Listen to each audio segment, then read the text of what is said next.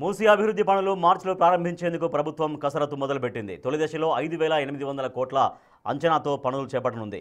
ఉస్మాన్ సాగర్ బాపు ఘాట్లో 11 కిలోమీటర్ల అభివృద్ధికి డిజైన్ ప్లాన్ చేశారు.